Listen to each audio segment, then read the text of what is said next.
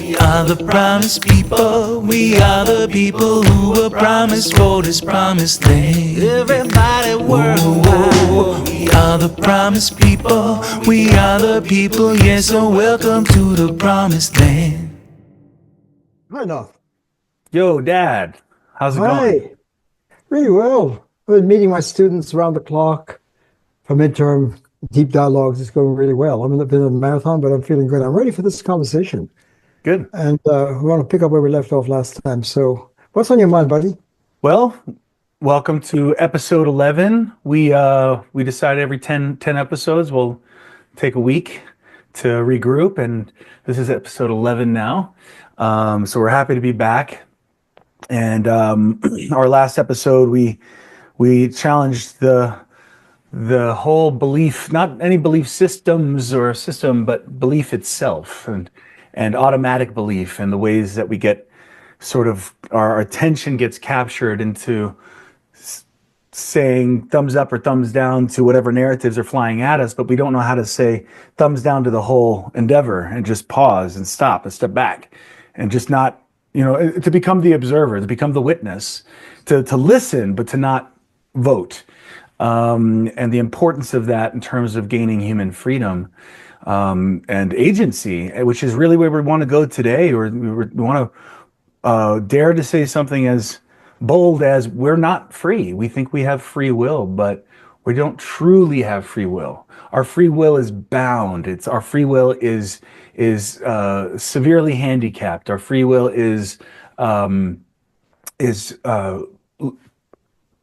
in a kind of predetermined mode. We may not actually be free when we think we're free and we're choosing what we're choosing and we're navigating through our lives. And we've been talking a lot about doom scrolling, and people talk about doom scrolling on their phones or the computers. But life has been a doom scroll for a long time. Yeah. If you think about it, day after day, moment after moment, these like silo boxes of you're paying attention to this, and now you're paying attention to that, and paying attention to this, and everything's block, block, block, block, block. It's life is one big doom scroll, of which the literal, smartphone version of it is just the latest iteration of that. But it's actually speaks to a mode of life, a mode of being that's not actually free. And in a way, I think a lot of people are sensing this. They have this feeling like we're almost like under control, and we're trying to point at it, like who's controlling it, who's in charge of the matrix, so to speak, and these kinds of thoughts. But it's not somebody or some nefarious plan. I'm sure there's beings on the planet who are actually trying to take advantage of the fact that our free will is so credulous and willing to be taken kind of anywhere, believe in whatever's coming at us. But it's much deeper than that. I think that's what we've been pointing out through this whole journey of breaking the trance, which means to become free, really. Yeah. Breaking the trance means to get out of the doom scroll life that is as old as the hills. It's just accelerated to the point we're living at now. But breaking the trance means to break out of the space of suffering, it's almost a kind of a normalized hellish existence where we just keep on going through the motions, and we keep on going from this to this to this to this in this linear blocked out time, days, weeks, months, years, year. You live, you grow, you get a living, you try to hack it for as long as you can, you retire and you wither away, and that's life, and pass it on to your kids, and woohoo, and I think a lot of us are afraid to stop and go like, whoa, what's the point of all this? Like, really? Because when we were to look at if we were to denormalize it and step back, as we continually ask you to do, we go, you got to be brave to do that, because you got to go, wow, this really is, what is the point of all this?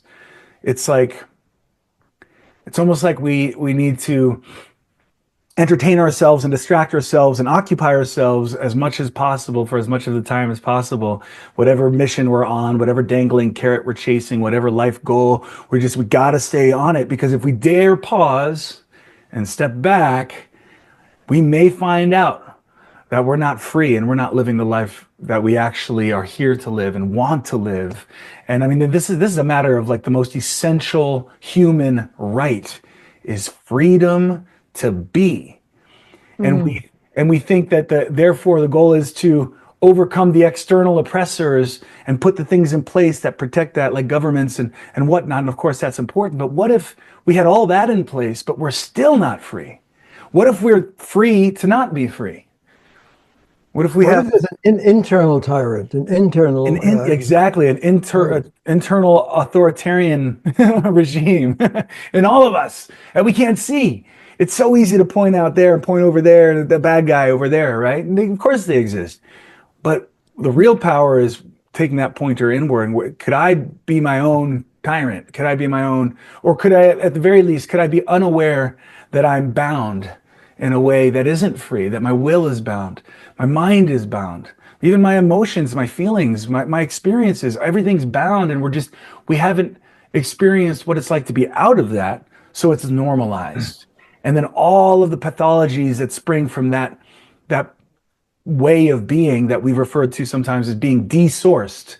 If to be fully alive and to be truly free is to be in the infinite source field that's all around us all the time, here and now, right now, where you sit or stand or walk or jog as you're listening to this or watching this, it's right here and right now.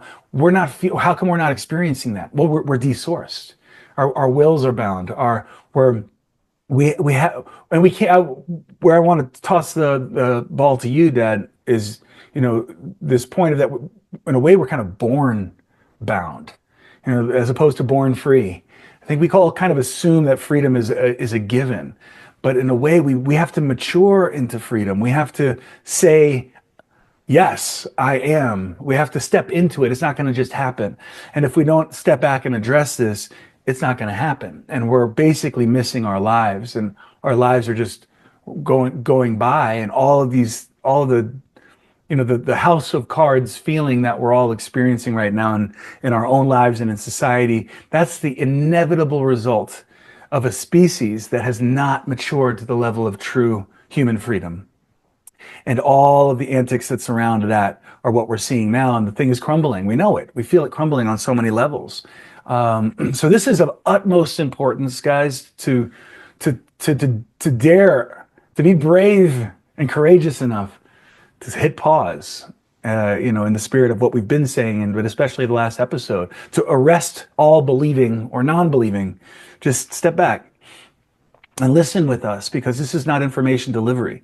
This is actually a journey we're taking you on to breaking the trance, to arriving in your true higher self, if you want to put it that way. So those are kind of my opening thoughts, Dad. And you've had some amazing things to say about it over the last couple of weeks as we've been gearing up for this one. And I would love for you to just say what you're thinking about all this. Nathan, what you just went over was amazing. It was a profound diving into the question of the human condition. But it's problematic, and I want to kind of bring a question back to you. You said many things, and it appears as if even though we think of humans as born with as a free being, you're saying it could be that when we're born into a captivity. We talked about the software of the mind, the culture, the language, that the environment when the newborn comes out with the mother and the family and the siblings, or whatever the context of birthing in, you're already entering into a space that is pre-bound. And so the child is already mind-bound by the codes of language and thought and making sense. And people are not sufficiently critically aware that there is it's beautiful to have information, and to living in Google space for millennia, information. Computers is just one way of bringing out, heightening the power and multiplying it, accelerating it of information. But we are information sapiens. And in other words, when we learn to speak, we're already involved in a code of language, a code of reason. And we don't even know is it free or not. And all of our life, you beautifully point out, right? The language is bound. Culture is bound. My life is bound. And maybe we're all doom scrolling through life in that space. And so many, and one of the things we brought out again in 1 through 10, looking at the 2,500-year history on the planet of are great pioneering responders who are saying we humans, in one way or the other, whether it's called you're born in sin, you're born in samsara, or we're in mental slavery, we're going to free the mind, and on and on. And the liberation is just to face the software of the mind, which we haven't been able to do. Mm-hmm. It's implanted deep in the human family. And it was a major stage of evolutionary development. We know that now, to develop language and tame the fire of logos, reason, the field, the source, as you call it, right? And so if we are in our human development in an adolescent stage where we're born into a logic, into a matrix, into a code that is just, we learn to use language. And there are many, many, of course, so many different languages with their different complexity and grammars and so forth. Yes, but they're all sharing a deep logic. Mm-hmm. That's known. And the logic is the logos code, that such as we know it, reason, culture, how we make sense, how we interpret, the lens of the mind. All of these points we've made it before. And people don't realize when you're just born and learning the language, you're buying in, you're breathing in that whole matrix. You're born into the matrix. And if it's a binary logic and it binds the human being, then you're born bound. Mm-hmm. And if the human will, which is a great faculty of choice, which you just said in number 10, we said, folks, let's try to excavate our will. Because if we're born into a culture that's already mind binding, word binding, reason binding, life binding, scrolling, doom scrolling, if we're born into that, this is huge.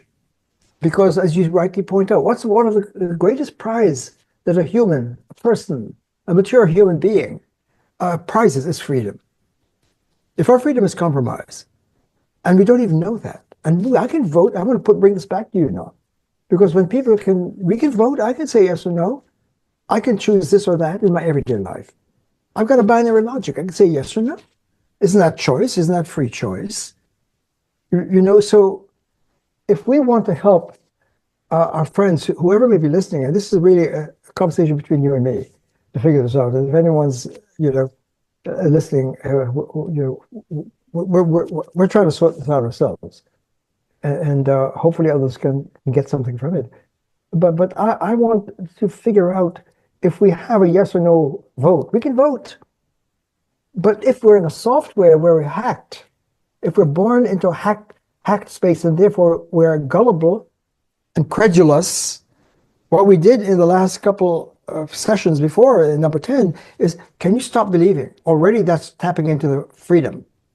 Because if I can say, whoa, pause, step back, withhold your consent, Mm-hmm. where there's a will, right? I didn't realize I was even consenting.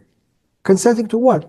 To any belief system. I'm a scientist, I'm a religious person, I'm a citizen, I'm an artist, I'm a lover, whatever it is that we're doing, right? If we're all in the same boat, let's call it a code, a grammar, a logic, a matrix, an algorithm, whatever name you want to use. If we're born into that, then damn, we're already hacked.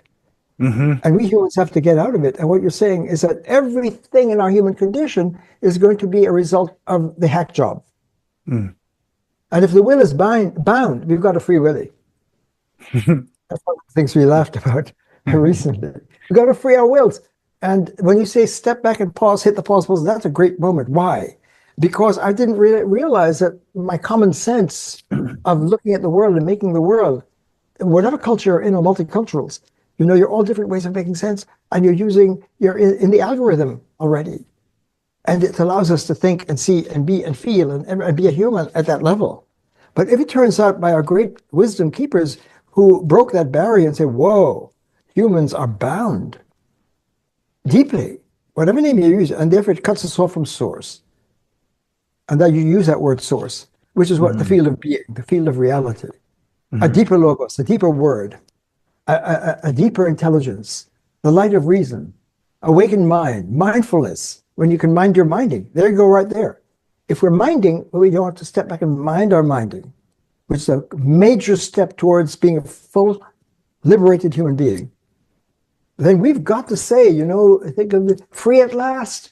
If we could step back from the bindery and begin to feel the agency, the autonomy, the dignity of a person, and you realize I've been bound all my life. I've been Mm-hmm. captured by a narrative or a number of narratives, Mm-hmm. right? That's the moment. So that was what we hoped to do at the end of last conversation. So I love the way you brought this up now. But help us sort this out, because a skeptic might say, "I got choice. I can vote one way or the other. I can choose to get married or not married. I can have children." What do you mean I don't have choice? So I'd like to talk about that. How can I be bound if I have a binary choice? Yeah, I'm brought to think about when I work with my clients and the one-on-one thing. A lot of times, and I call myself a life guide instead of a life coach, because a lot of the life coach method is like, and I'm not saying this is everyone, but the general feeling that I get of life coaches and self-help gurus and the like are, you too can get what you want. You can get what you want.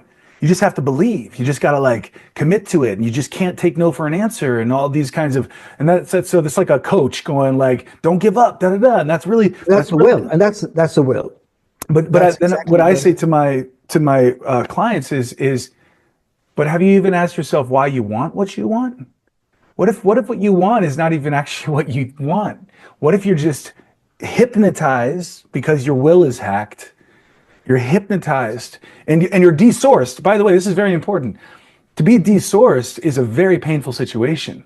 right. And then to normalize it on top of that, which is what we've somehow done as a species, that's a very dire situation. And so people are feeling a deep chasm, a deep unfulfilledness, and we go, we're driven by this need, whatever catches our eye. Maybe it's to be a star and get a lot of adoration or fame, or to become really successful and make a lot of money, and so you can have any woman or man you want, or or whatever it is that we decide is like, that's what I want, right?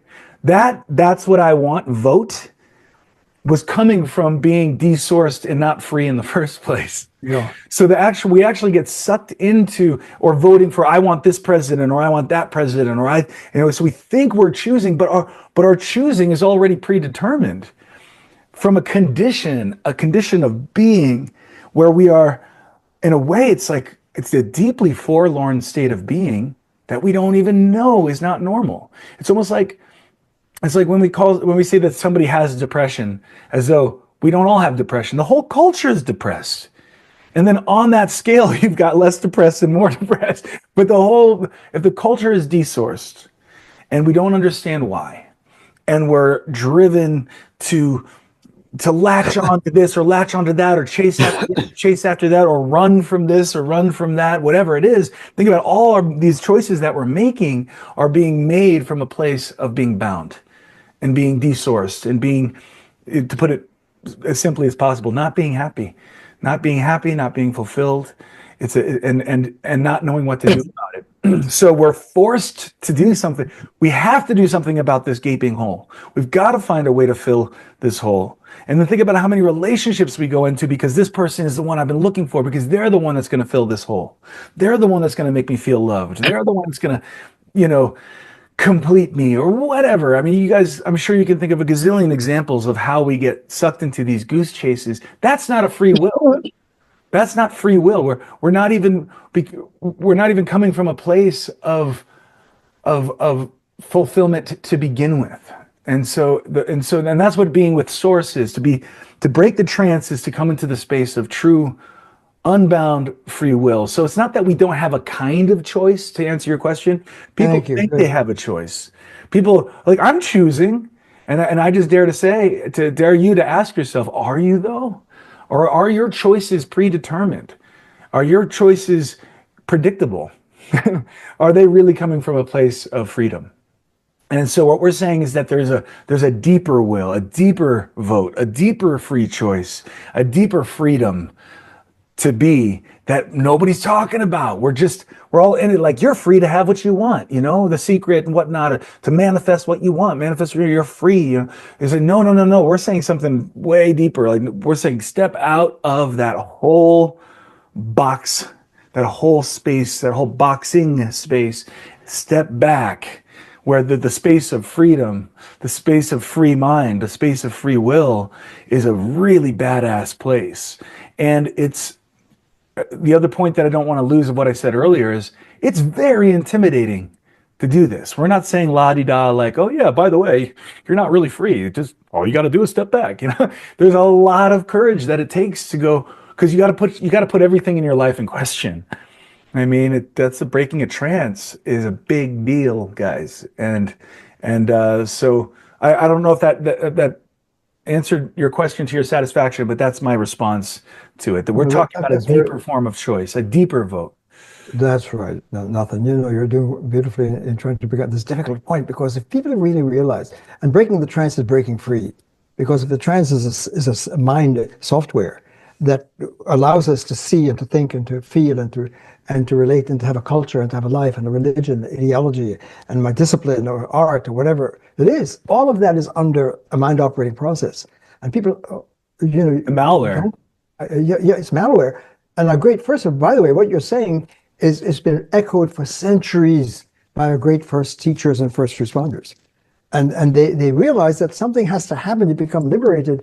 Buddha would say that if you're living in the everyday to exist, is to suffer, the place where the human common sense humans are, because they haven't become mindful.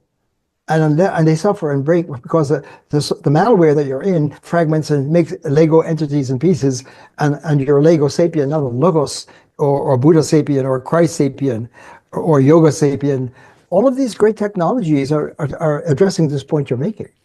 And so it's not just your opinion, Yeah. or my opinion, it's the consensus of the great first teachers across the planet for millennia, right? Socrates said, unless you leave the cave, you can't step into the logos, into the light of reason. What is that? Awakening the mind. What does that happen? You break a barrier. What barrier? Jesus is saying, unless you die, you can't be born again. What's that? Let go of the narratives that's grabbed you, that you've been hacked with.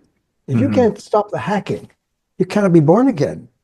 So all these metaphors, unless you can get to let go and separate from wherever you are in the culture code that you're living in, and enter into the Om, into the yoga, you can't do yoga, which is union with being, with reality. So these are all calls to get real. And agency, human, with what you're describing, is if the human being himself, herself is bound, and it's the adolescent form of our maturation, and breaking the trance and stepping in, minding your minding, and breaking that barrier into becoming a free-range human, that's free at last. And I want to just develop that point because let's get it tangible to pick up where you left off.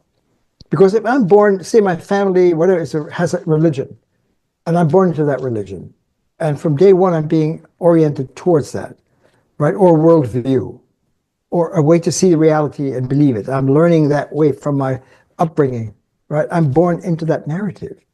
Right? And if that's all I see, and then my life gets more complicated as I leave home, or even while I'm home, I see other people have other ways of living. There are other worlds. Why are we fighting? What is this about? Well, ideologies are clashing. Why? Because we can't connect this one or the other. What's going on here?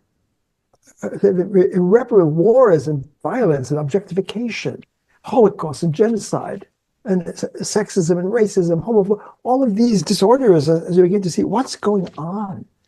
Well, it's your belief system. If you believe that so and so, or science is the only truth, and religion and spirituality and God doesn't matter, that's a belief system. Well, in a way, that's mind binding.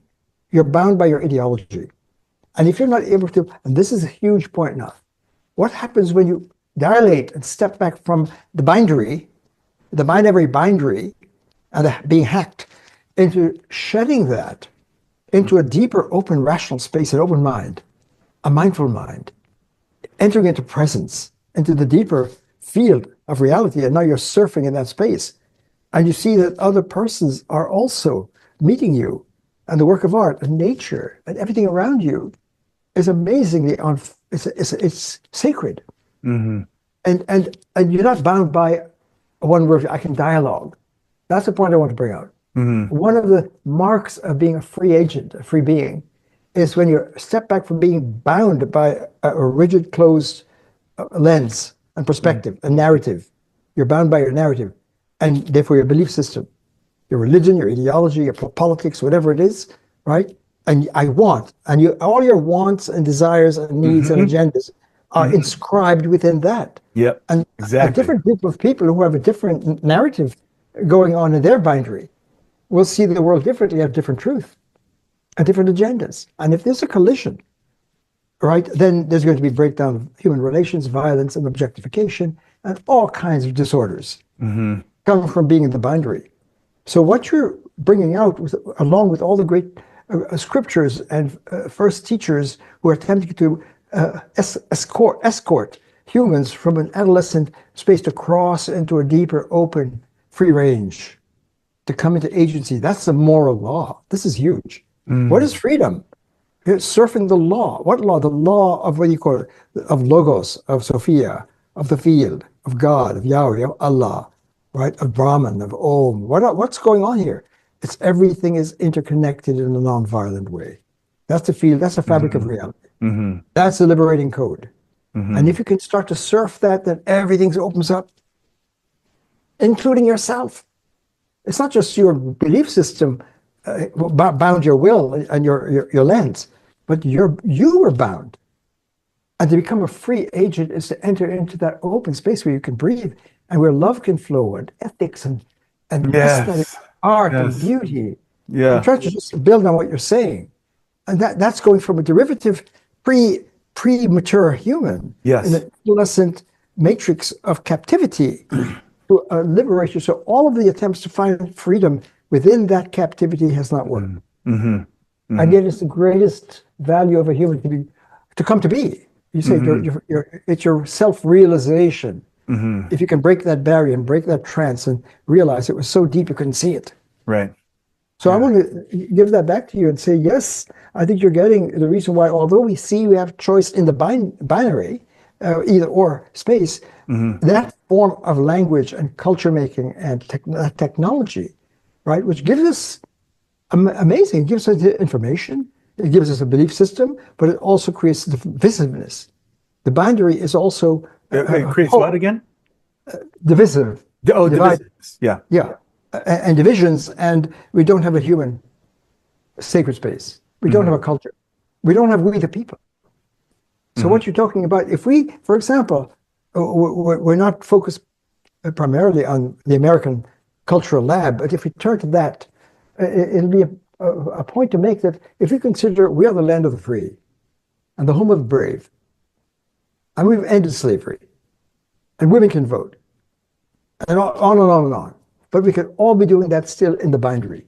And we're not free at last. We're bound again. And we're laboring against that, you know? I'd like you to take over now. Yeah, because I mean, we did a show some years ago, it might be as much as 6 years ago, called Why Activism Fails for this purpose. Because, you know, all of those breakthroughs, they're wonderful. And now we can see a lot of those breakthroughs are trying to be reversed and undone.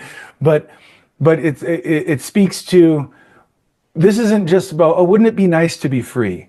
This is a matter of our human dignity and survival and thrival as a species. And we can't do that if we're all in our own silos and we don't know how to be outside of being bound by our particular ideologies. And I'm going to tolerate you. You know, tolerance is used as a word, as a good thing. But we shouldn't have to tolerate each other because, you know, just as long as you stay over there, we'll stay over here.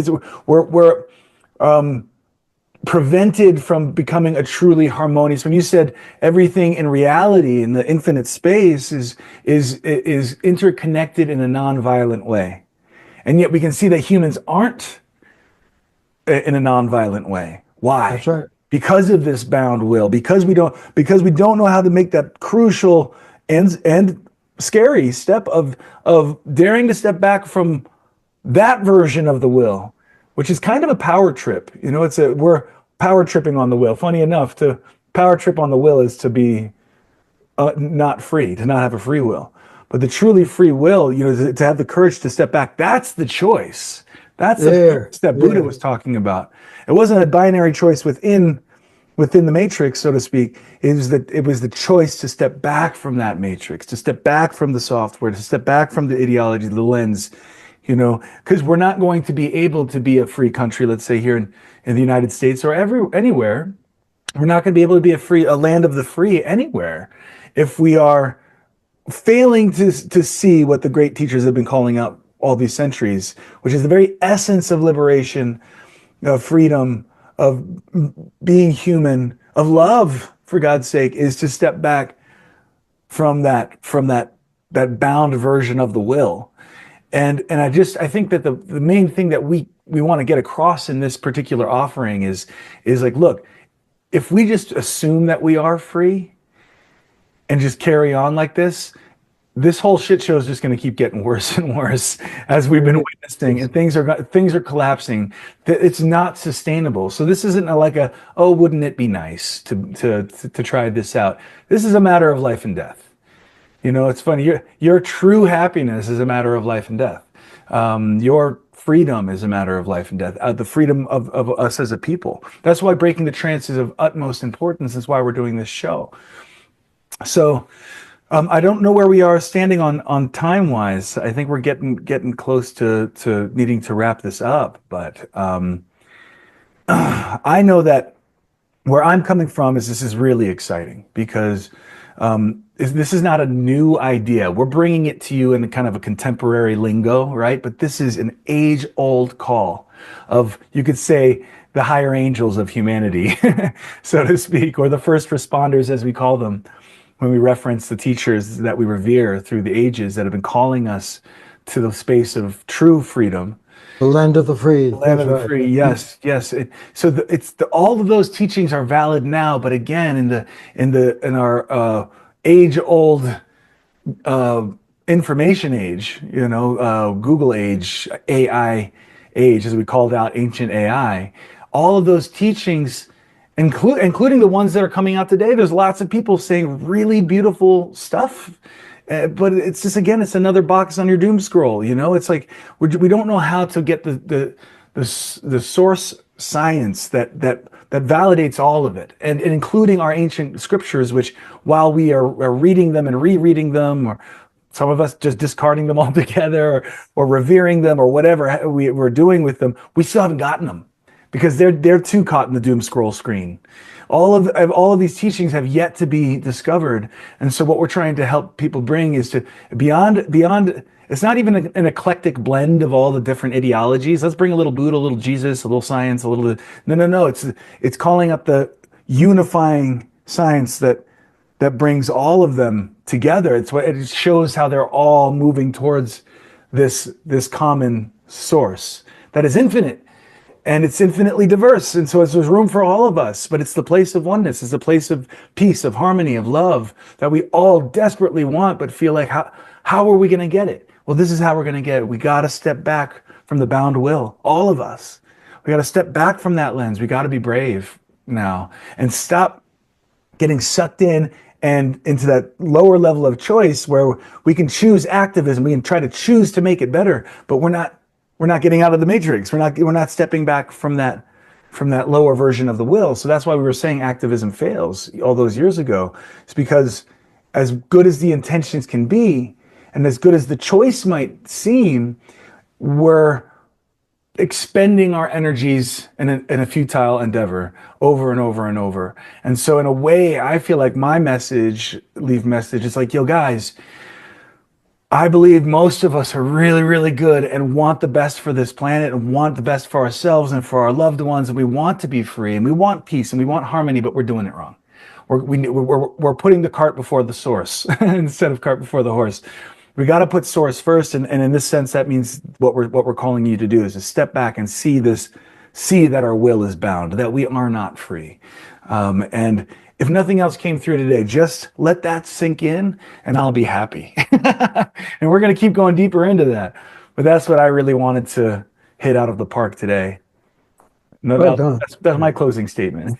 Well, that's an opening statement, actually. That's an home run, And so I'll just echo a few of your amazing points, Nat, and that is that a sign that your mind is, that you're in the boundary, even though you feel you have choice within that belief system or multiple belief systems that you can dance across. One of the biggest major points that the great thinkers through the ages have been bringing out is to realize that and this is what everyday people don't have the literacy, it seems, to realize I am making my life and my world with how I'm using my mind, or how my mind is using me. Yeah. In other words, I'm interpreting reality. People are seeing that more and more, right? That what I take to be real on the screen of my consciousness, the content of my life, I have something to do with that. And other people have different ways of translating reality, the data. We translate. We're translators. Yeah. And if we're down, if Interpreters. we Yeah. say the source, yeah, finally, if someone is skeptical, what do you mean the source? Is it just that we're thrown into the many silos and separated narratives? Isn't that the human condition? And one of the greatest points of history is that no, it cannot just be fragmented silos without a unifying force. And that's why the great first responders, the first philosophy, primary being, there's got to be a unifying force to even make sense of our artificial intelligence and life and interpretations and links. And this is a point. When we make links in our chosen way of making meaning by our wills within that space, within that matrix, we are making the links. Whereas when you enter into the expansive free space, you're linked in. That's the primary links. That's Yeah. organic. You're going from artificial, using your will, and that's a control freak, the control addiction, that I'm controlling the game, But when Buddha and others say you have a choice, step back, and we're trying to help others, whoa, I didn't realize I have a lens, and I have different lenses, and others have different lenses, but we're in the same boat. We're saying the same code. Right, and then we get stories and narratives, and that's our beliefs and our worlds and our truth and our meaning and my life and my emotion, my meaning, my values. All of that's in my world, and other people organize it, interpret differently. So we're world makers with our lens.